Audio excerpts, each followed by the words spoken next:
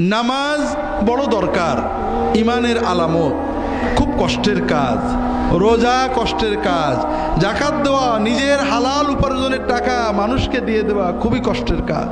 তবে সবচেয়ে বড় কষ্ট ভাইরা, আল্লাহর দিকে তাকিয়ে ইমানের দাবিতে নিজের রাগ কন্ট্রোল করা, নিজের অহংকার রোধ করা, নিজের নফসকে নিয়ন্ত্রণ করা, এর চেয়ে কঠিন আর কিছু নেই।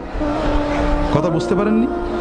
নামাজ কষ্ট, রোজা কষ্ট, না রাগের মাথায় গাল না দিয়ে চুপ করে থাকা কষ্ট। ঠিক করে কোনটা কষ্ট?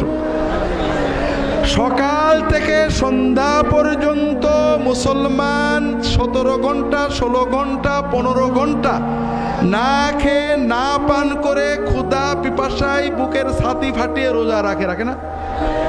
ক্ষুধা থেকে সবর করে আসে, সে গোপনে পানি খেলে কেউ দেখবে না, তারপরও সে পানি না খেয়ে ভাত না খেয়ে কষ্ট করে না?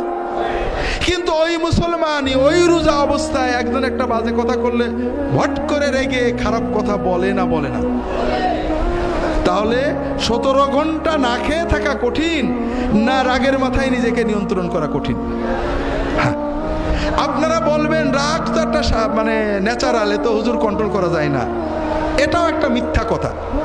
আপনি প্রচণ্ড রেগেছেন, একজন রিক্সাওয়ালা আপনার পায়ের উপর চাকা তুলে দিয়েছে বা আপনার জামা ছিঁড়ে দিয়েছে, একজন গরিব মানুষ বাজে কথা বলেছে, একটা ফকির আপনার ধাক্কা দিয়েছে, আপনি যাচ্ছিলেন মসজিদ থেকে বেরিয়ে একটা ফকির জামা ধরে টান দিয়েছে, আপনি রেগে চোখ লাল করে তাকিয়েছেন, ঘুষি দেবেন বা রাগ করবেন। এমন সময় দেখেন আপনার পাশেই এমপি সাহেব দাঁড়িয়েছে, আপনাকে ডাক দিয়েছে, আপনার রাগ কি থাকবে? তাহলে এমপিকে দেখার কারণে আপনার রাগটা চলে গেল, ঠিক না? আপনি ঘরে বউয়ের সাথে অথবা আপনার বউ স্বামীর সাথে ঝগড়া করছে, রাগ একেবারে চোখ লাল হয়ে গেছে প্রচন্ড। এমন সময় দেখেন ঠক ঠক করে দরজায় কেউ কি করছে, ঠক ঠক করছে, নক করছে। আপনি রাগে চোখ ফুলিয়ে কে বিরক্ত করে এই অসময়ে দরজা খুললেন, দরজা খুলে দেখেন আপনার বস দাঁড়িয়ে আছে, রাগ তো থাকবে? রাগ থাকবে তো? থাকবে না। আপনি ঝগড়া করছেন আপনার বউয়ের সাথে, স্বামীর সাথে, অথবা বন্ধুর সাথে, অথবা আপনার কোনো অধীনস্থ, একেবারে রেগে চোখ লাল হয়ে গেছে, যা তা গাল দিচ্ছেন, মোবাইল বেজে উঠলো, মোবাইল মনে হলো ফেলে দেব, তাকাই দেখি প্রধানমন্ত্রী দপ্তর থেকে ফোন করেছে। রাগ থাকবে? থাকবে না? থাকবে না? থাকবে না। তাহলে আমরা যে বলি রাগ দমন করা যায় না, এটা মিছে কথা।